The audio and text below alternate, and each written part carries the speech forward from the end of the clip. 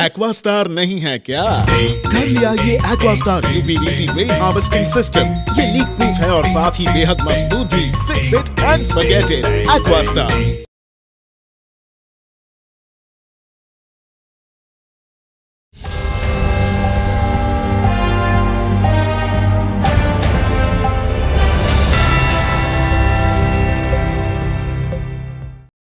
आज हम क्यों यहाँ पे जमा हुए? आज क्या दिन है? World tourism day. आप लोग कौन सा फैकल्टी से सर? BBA, political science. अभी हम लोग जो जगह खड़े हैं, कहाँ खड़े हैं? ये हिस्टोरिकल इम्पोर्टेंस है, पता है? भारत की आज़ादी से सेलुलर जेल का बहुत पुराना और बहुत इतिहास अच्छा रचा हुआ। इसके बारे में आप लोगों को कुछ पता है? तो अभी सबसे पहले कार्यक्रम को शुरू करने से पहले तिरुपति जी से मैं गुजारिश करूंगा कि आप लोगों को सेलुलर जेल के बारे में कुछ बताएं, फिर उसके बाद हम लोग वर्ल्ड टूरिज्म डे का प्लान करेंगे।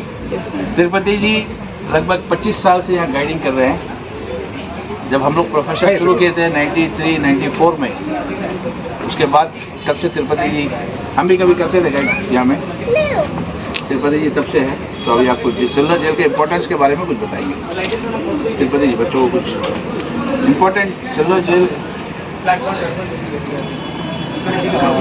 नमस्कार। आप जिस ब्लॉक से एंटर किए हैं, ये ब्रिटिश टाइम की एडमिनिस्ट्रेटिव ब्लॉक हुआ करते थे।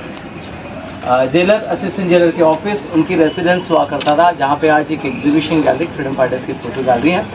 एग्जीबिशन गैलरी में सारे इन्फॉर्मेशन दिए हुए हैं। काला पानी का मीनिंग क्या है, यहाँ पे सेटलमेंट्स में अंग्रेज कब आए, जेल की निर्माण कैसे हुई और कैसे यातना दिया गया। आज इतिहास सुनने और इतिहास सुनाने के लिए भी कोई नहीं रहे।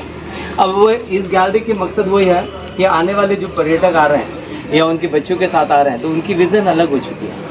तो इस गैलरी के माध्यम से हम अपने आप को इंट्रोड्यूस कर सकें, एक परिचय करवा सकें। तो ये गैलरी की कॉन्सेप्ट ये है कि वहाँ पे बच्चे पूछते हैं, dad can you explain something, why they construct this type of building. तो इसकी वैल्यू वहाँ पे बढ़ता है। और जिन स्वतंत्र सेनानियों को हम देखकर पढ़कर आए, उनके पीछे कितने स्वतंत्र सेनानियों की बलिदानी है, यहाँ पे आने के बाद उन्हें एहसास होता है। और इसकी फर्स्ट फ्लोर में नेताजी सुभाष चंद्र बोस जी की यूनिक कलेक्शन ऑफ फोटोग्राफ्स है। उनकी बर्थ प्लेस कटक से लेकर अंडमान विजिट तक की तस्वीरें वहाँ पे रखे हुए हैं। और उन फ्रीडम फाइटर्स के मार्का प्रोस्पेक्ट में ही यहाँ पे देख पा रहे हैं दो जोत जल रही है, स्वतंत्र जोत, वंदे मातरम जोत। इन दोनों में 48 सिलेंडर इस्तेमाल किया जाता है। इंडियन ऑयल स्पॉन्सर करती है, नॉन स्टॉप जलता है। और वो स्मारक है पूरे शहीदों की यादगार में बनवाया गया स्मारक। और यहाँ पे जो सेलुलर जेल की गवाह, ये पीपल ट्री, यहाँ पे साउंडर लाइट शो जो प्रोग्राम होता है, उसकी मेन किरदार ये पीपल ट्री है, जो पुराने पेड़ थी, जो 98 में साइक्लोनिक वेदर में अप्रूट होने के बाद इसे रिप्लांट किया गया। और ये जेल की जो लुक है, it's look like star shape complex, like cycle spoke. Unique design है। पूरे 7 ब्लॉक की entry and exit from central tower. आप सेंट्रल टावर जाने के बाद ही डिसाइड कर सकते हैं कौन से विंग में जाना है। हर दो ब्लॉक के बीच में ऐसे कारखाना बनवाया गया। हर ब्लॉक में 3 गार्ड्स होते थे जो कि कॉरिडोर को वॉच करें।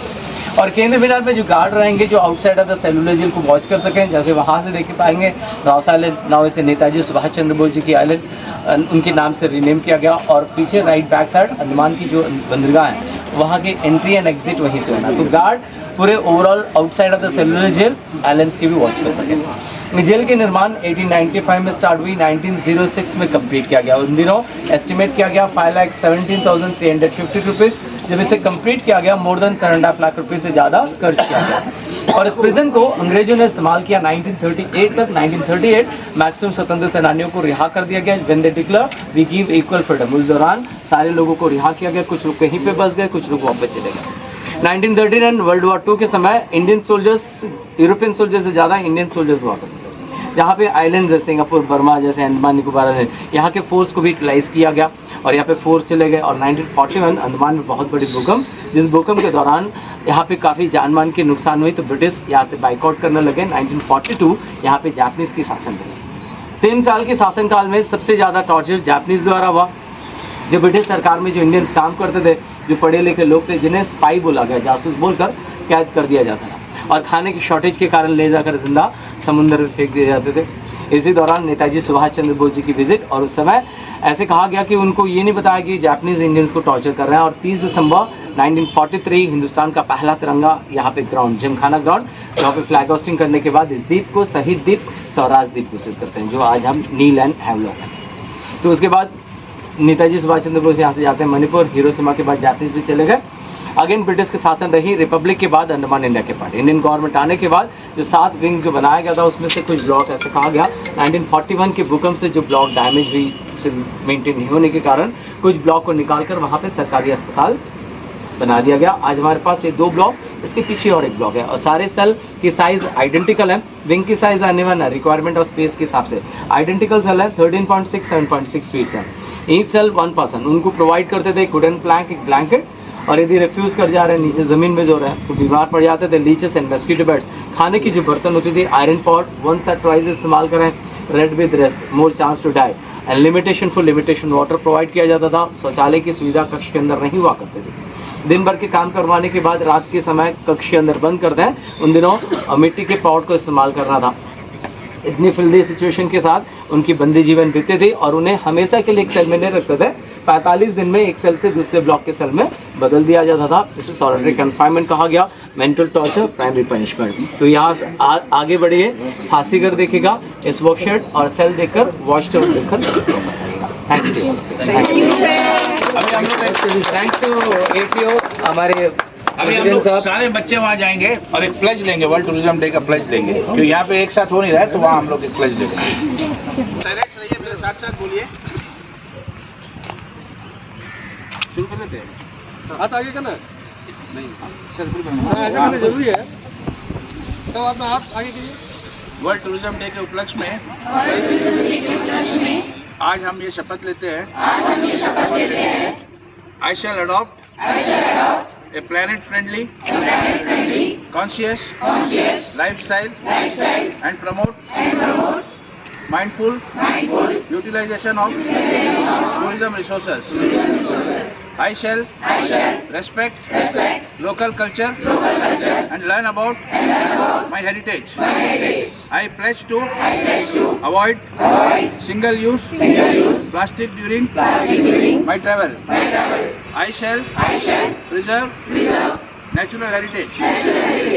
I will learn and educate my friends and family to adopt responsible behavior while traveling.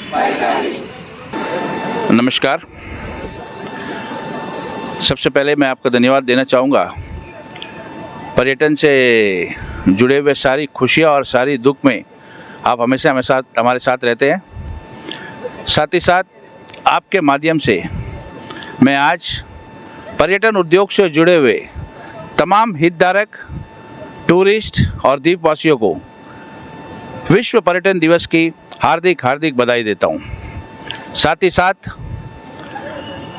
मैं आशा करता हूँ कि आने वाली जो वर्ष रहेगी अंडमान पर्यटन के लिए एक स्वर्णिम दिन रहेगी और जो कठिनाइयाँ, जो समस्याएं आज हम जूझ रहे हैं, जिससे हम इससे उभर कर आएंगे। आपके माध्यम से हम प्रशासन से भी अनुग्रह करेंगे कि आज तक प्रशासन ने हर मोड़ पे हमारा साथ दिया है। काफ़ी समस्याएं आती है, कुछ सुलझ गई, कुछ सुलझते रहेगी।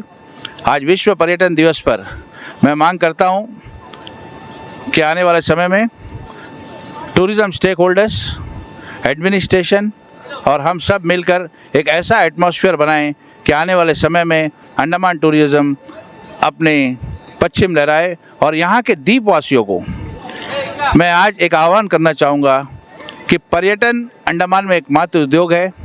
आप सब इससे जुड़े, अपने रोज़गार के अवसर ढूंढें। पर्यटन एक बहुत बड़ा जॉब प्रोवाइडर है, आप खुद इसमें एक एम्प्लॉयर बन सकते हैं।